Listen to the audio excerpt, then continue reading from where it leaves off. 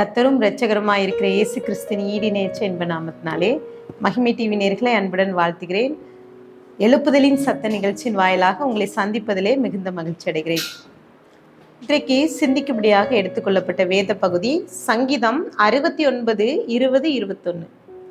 நிந்தை என் இருதயத்தை பிளந்தது, நான் மிகவும் வேதனைப்படுகிறேன். எனக்காக பரிதபிக்கிறவன் உண்டோ என்று காத்திருந்தேன், ஒருவனும் இல்லை.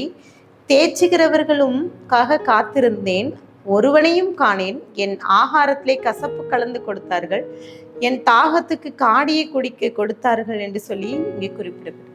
ஆண்டவராக இயேசு கிறிஸ்து சிலுவையிலே பேசின 5வது வார்த்தை. இங்கே அநேக காரியங்களை ஆண்டவர் பேசுகிறார். ஒருமுறை புத்தர் தன்னுடைய சீடர்களோடு நடந்து சென்று கொண்டிருக்கிறார். அவர் சென்று கொண்டிருக்கும் போது திடீரென்று அவர் உயிர் பிரிகிறது. அப்போது அவருடைய சீடர்கள்லாம் கூடி இருந்து அவர் வாயில அவர் வார்த்தை என்ன சொல்ல போகிறார்னு காத்திருந்தார். அவர் சொன்ன வார்த்தையை பெற்று கொண்டு அதன் பின்பதாக அந்த சீடர்கள் அவர்கள் அநேக சித்தாந்தங்கள், அநேக காரியங்களை எழுதி கொண்டார்கள்.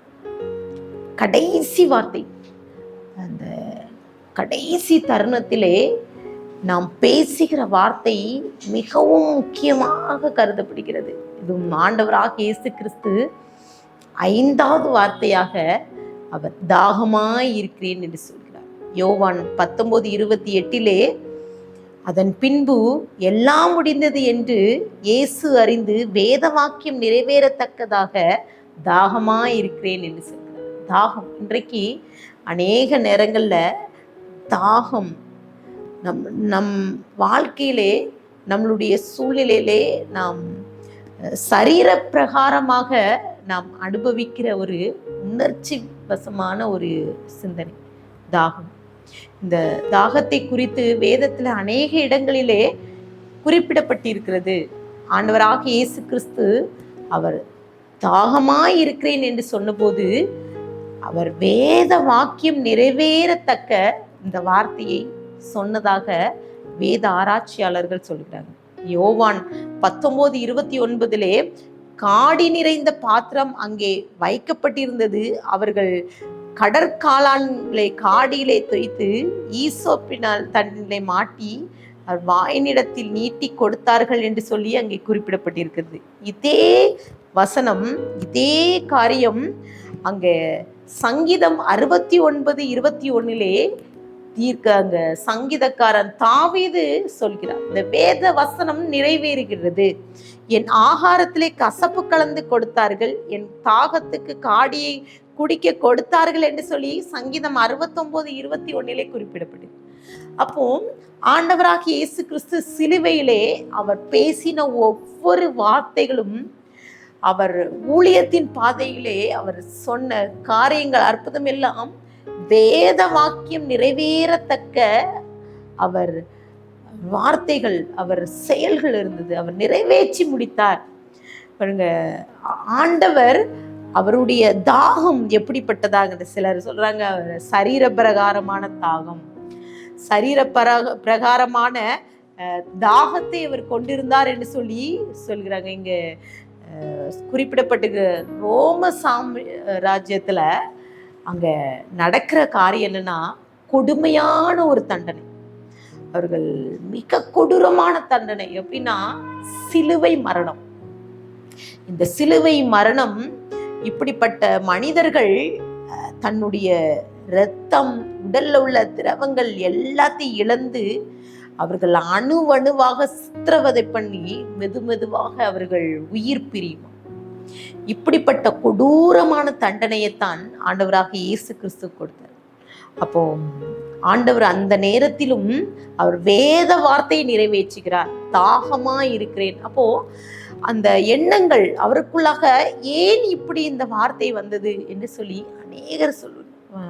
உண்மையிலே அது சரீர பிரகாரமான தாகமா, அவர் எப்படிப்பட்ட தாகத்தை அவர் அனுபவித்தார் என்று சொல்லி அங்க அநேக ஆராய்ச்சியாளர்கள் ஆராயும் போது அநேக 100% அவர் சரீர தாகம் அடைகிறான்னு சொல்றார். அவர் ஒரு மனிதனுடைய உடலிலே நீர் சத்து குறையும் போது அவருக்கு அப்படிப்பட்ட தாகத்தை கடுமையான ஒரு தாகத்தை ஏற்படுத்தும் என்று சொல்லி அங்கே ஆராய்ச்சியாளர்கள் சொல்லுங்க. இன்னும் சிலர் சொல்றதுண்டு, இவர் ஆண்டவராக இயேசு கிறிஸ்து அந்த சரீர தாகத்தின் போது வேதாகமத்துல தாகத்தை குறித்து குறிப்பிடப்பட்டிருக்குது. அங்க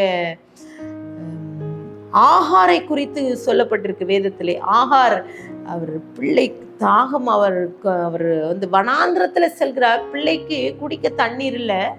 அப்போ பிள்ளையை கொண்டு கிடைத்து விட்டு அவர் அழுகிறார்.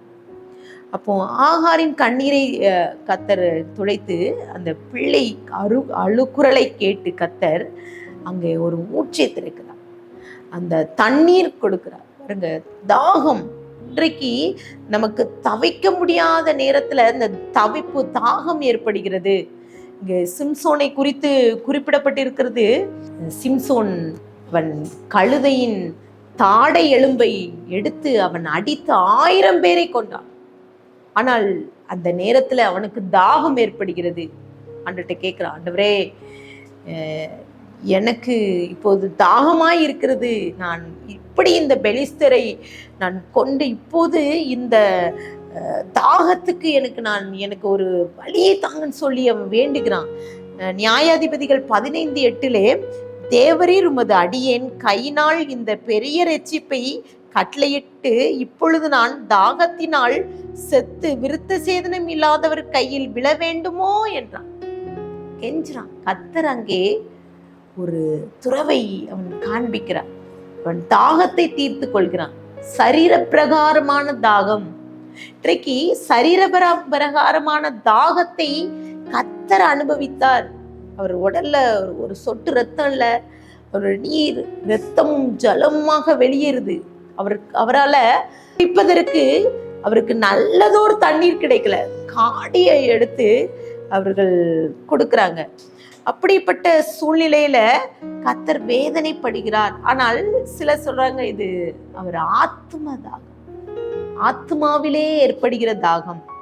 அங்கே சங்கீதக்காரன் சொல்கிறார், சங்கீதம் 42:1-2 மானானது நீரோடே வாஞ்சித்து கதறுவது போல் தேவனே என் ஆத்மா உம்மை வாஞ்சித்து கதறுகிறது, என் ஆத்மா தேவன் மேல், ஜீவனுள்ள தேவன் மேலேயே தாகமாய் இருக்கிறது, நான் எப்பொழுதும் தேவனுடைய சந்நிதியில் வந்து நிற்பேன் என்று சொல்லி தாவீது சொல்கிறான். தேவன் மீது ஒரு தாகம், ஆத்ம தாகம். இப்போ மான் நீரோடே வாஞ்சிக்கிறது. 2 மான் அது நீரோடையை தேடி சென்று கொண்டிருந்தது. அது ஒரு ஆண் மான், 1 பெண் மான். 2ம் ரொம்ப அன்பா இருக்குது. அப்போ அதற்கு தாகமா எடுக்குது, அது தவித்து கொண்டு இருக்குது. அப்போ தூரத்திலே ஒரு துறவை பார்க்குது. அந்த துறவில அந்த தண்ணீர் ஓடிக்கொண்டிருக்கு.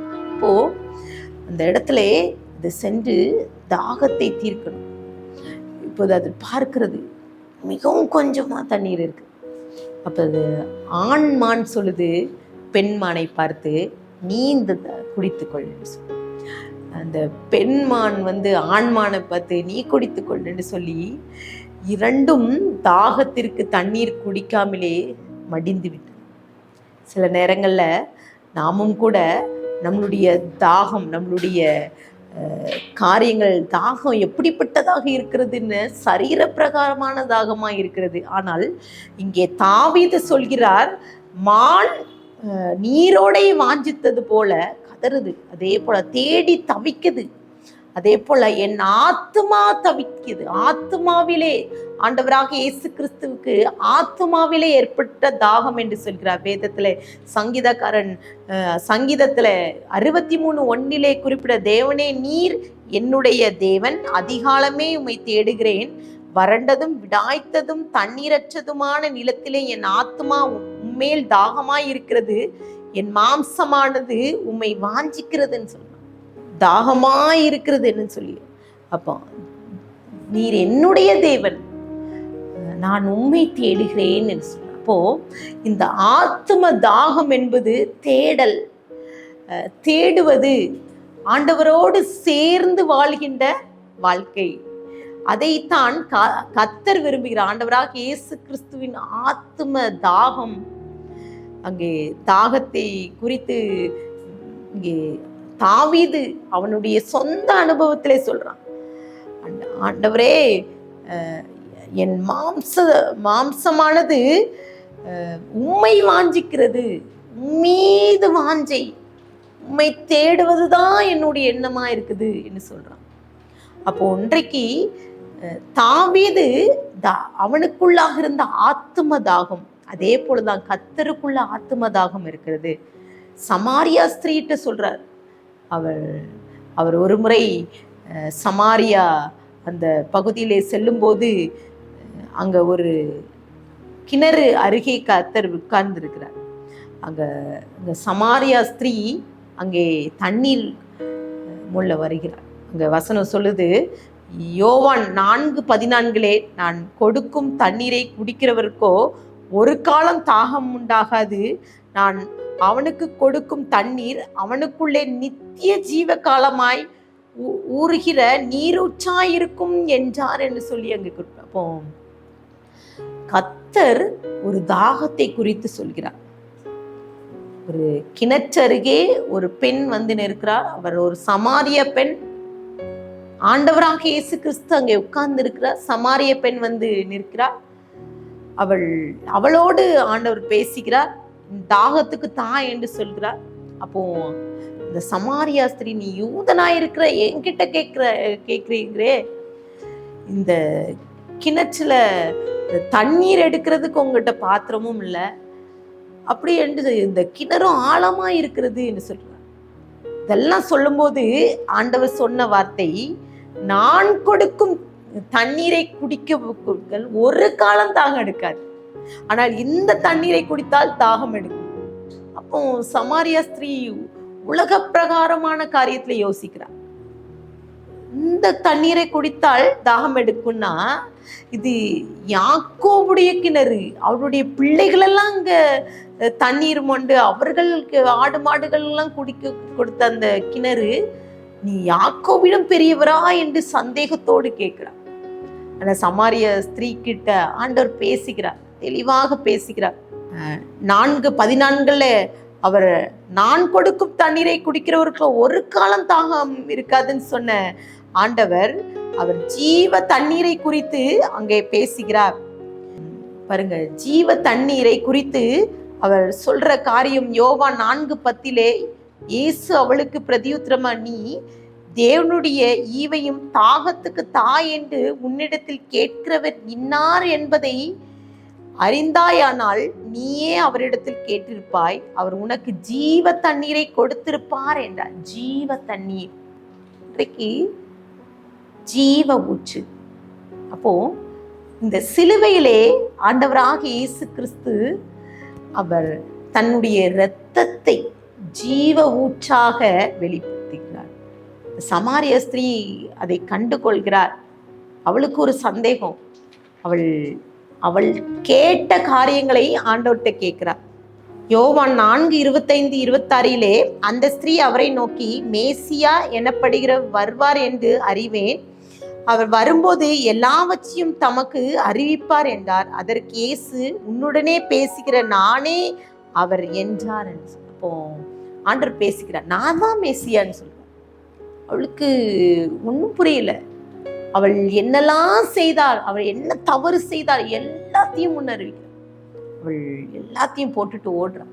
இந்த அந்த சமாரிய பட்டணம் ஃபுல்லா இருக்கிற அத்தனை பேருக்கு சொல்றார், என்னோடு ஒருவர் பேசினார், அவர் மேசியாவாங்க என்பதை பார்க்க வாருங்கள் என்று சொல்லி ஆண்டவரை குறித்து சொல்ல ஆரம்பித்தார். இன்றைக்கு ஆண்டவராக இயேசு கிறிஸ்து சிலுவையிலே நமக்காக ரத்தம் சிந்தினார்.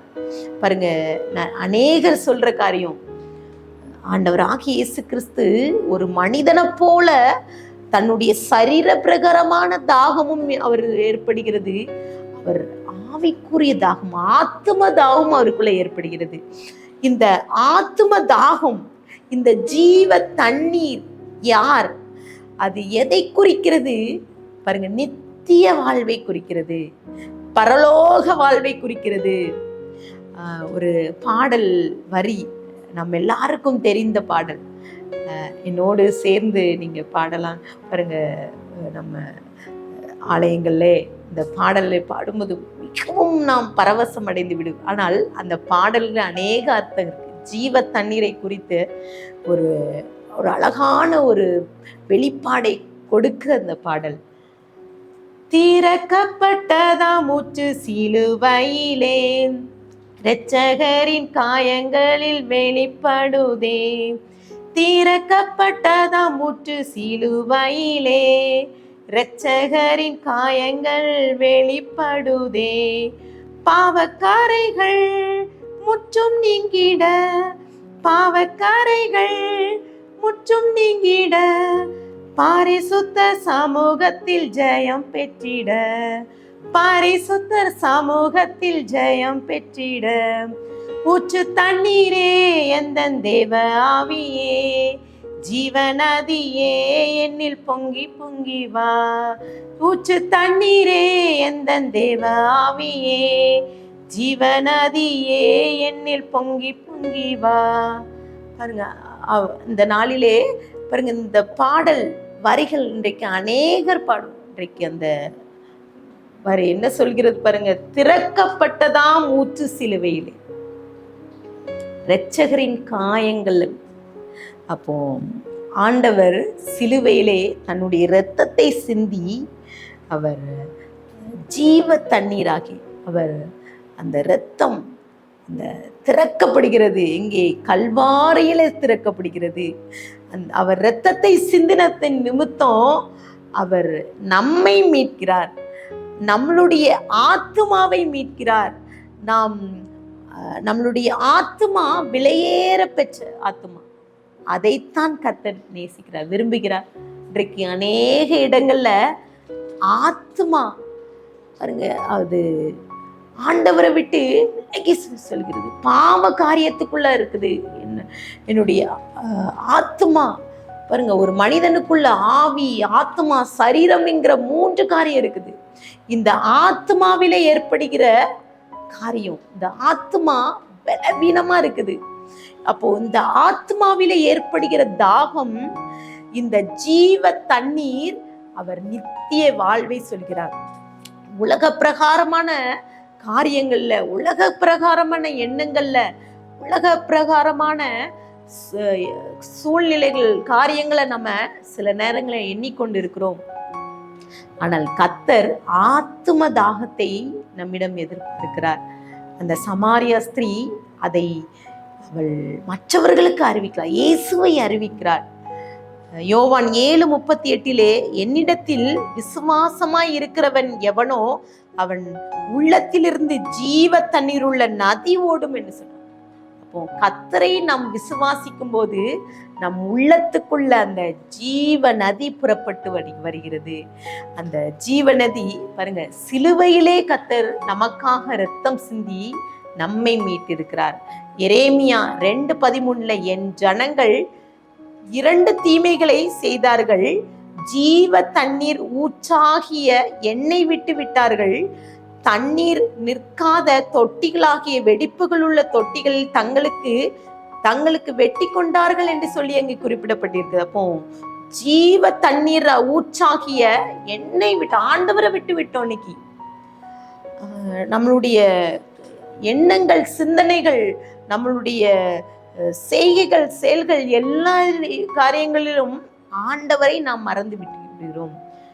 வெளிப்படுத்தல் 22:1 பின்பு பளிங்கை போல தெளிவான ஜீவ தண்ணீர் உள்ள சுத்தமான நதி தேவனும் ஆட்டுக்குட்டியானவரும் இருக்கிற சிங்காசனத்தில் இருந்து புறப்பட்டு வருகிறதை எனக்கு காண்பித்தார் என்று சொல்லி யோவான் சொல்கிறார்.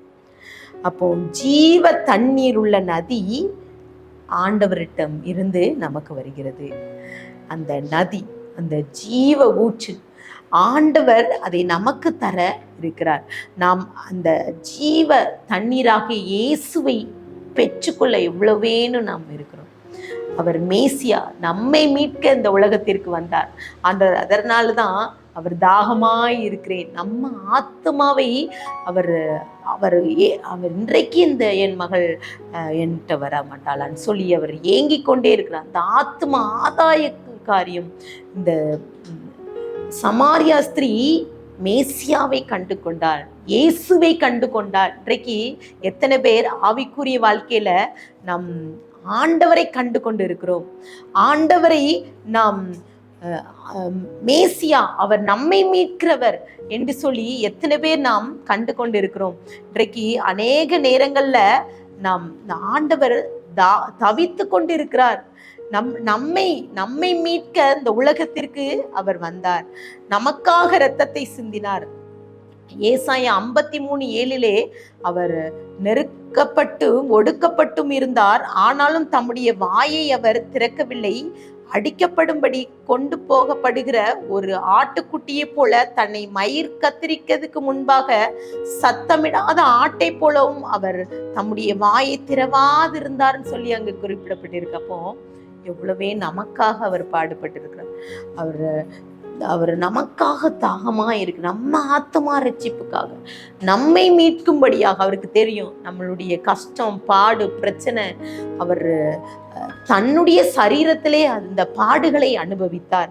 எபிரேயர் 4:15 நம்முடைய பலவீனங்களை குறித்து பரிதபிக்க கூடாத பிரதான ஆசாரியன் நமக்கிராமல் எல்லா விதத்திலும் நம்மை போல சோதிக்கப்பட்டு பாவம் இல்லாதவராயிருக்கிற பிரதான ஆசாரியர் நமக்கு இருக்கிறார். பாவம் இல்லை அவர்கிட்ட, எந்த பாவம் செய்யல, எந்த காரியம் செய்யாதபடிக்கு. ஆனால் நமக்காக அவர் சிலுவையிலே சாபமானார், பாவமானார். நம்மை மீட்க, நம் ஆத்மாவை அவர் ரட்சிக்கும்படியாக இந்த உலகத்துக்கு வந்தார். ஆண்டவர் இன்றைக்கு 5வது வார்த்தை, ஆண்டவர் தாகமாய் இருக்கிறேன்னு சொல்ல. அவர் நம்மளுடைய ஆத்ம மீட்புக்காக, அதற்காக அவருக்கு ஏங்கிக் கொண்டே இருக்கிறார். ஆண்டவருடைய தாகத்தை நாம் தீர்க்க ஆயத்தமா இருப்போமா? ஆண்டவர்கிட்ட ஒப்பு கொடுக்கலாமா? ஆண்டவரே, என்னுடைய ஆத்மாவிலே நான் உண்மை வாஞ்சிக்கிறேன், உண்மை தேடத்தக்க ஒரு விருப்பத்தை எங்களுக்கு தாங்க. இந்த நித்தியமான அந்த பரலோக ராஜ்யத்தை சுதந்திரித்து கொள்ள நாங்களும் பங்குள்ளவர்களாய் இருக்கணும். அதற்காக நாங்கள் உங்களுடைய சமூகத்திலே நாங்கள் அர்ப்பணித்து ஜெபிக்கிறோன்ற ஆண்டட்ட ஒப்பு கொடுத்து ஜெபிக்கலாமா? கண்களை மூடி ஜெபிக்கலாம். மீட்பிதாவே, எங்களோடு பேசியிருக்கீங்க இன்றைக்கு கூட சப்பாம். எங்களுடைய சப்பாம் இந்த லெந்து நாட்களில் கூட சப்பாம் உடைய சிலுவையின் தியானத்தை குறித்து நாங்கள் தியானித்து கொண்டிருக்கிறோம் சப்பா. இன்றைக்கு கூட உடைய 5வது வார்த்தை தாகமாய் இருக்கிறேன்னு சொல்லி சப்பா. இன்னைக்கு வேதத்துல அநேக தாகத்தை குறித்து குறிப்பிடப்பட்டிருக்கு. இன்றைக்கு சமாரியா ஸ்திரீ அவள் மேசியாவை கண்டு கொண்டாள், இயேசுவை கண்டு கொண்டாள் அப்பா. இன்றைக்கு அநேக நேரங்கள்ல நாங்க எங்களுடைய பாடுகள், பிரச்சனை நிமித்தம் உண்மை மறைந்து கொண்டு சென்று கொண்டிருக்கிறோம் சப்பா. எங்களுடைய ஆத்மாவிலே ஒரு தாகத்தை கொடுங்க சப்பா. நாங்க நித்தியமான பரலோக ராஜ்யத்தை சுதந்திரித்து கொள்ள நாங்க எங்களை அர்ப்பணித்து ஜெபிக்கிறோம். எங்கள் பிள்ளைகள், எங்க குடும்பம், எங்க கிராமம், எங்களுடைய தேசம், இந்த அழிவில் இருக்கிற இந்த அழிந்து போகிற ஆத்துமாக்களை இசப்பா நீங்க தேடி வந்திருக்கீங்களா? எங்களை இரட்சிப்பின் பாதையில நடத்துறீங்களா இசப்பா? அதற்காக நன்றி. இந்த வார்த்தையை கேட்டுக்கொண்டிருக்கிற ஒவ்வொருவரோடு பேசுங்க. அவர்களுக்குள்ளாகவே ஒரு ஆத்ம தாகத்தை கொடுங்க இசப்பா. எங்களுக்குள்ளா வாசம் செய்கிற ஆவியானவரப்பா, எங்க ஆத்மாவிலே நாங்க பலப்பட்டு உம்முடைய சமூகத்திலே நாங்கள் ஒவ்வொரு நாளும் உம்மை தேடி உம்முடைய நாமத்தை உயர்த்த, மகிமைப்படுத்த கிருபை தாங்க. துதி கன மகிமையெல்லாம் உமக்கு ஏறடிக்கிறோம். மீட்பர் மூலம் கேட்கிற பிதாவே, ஆமென்.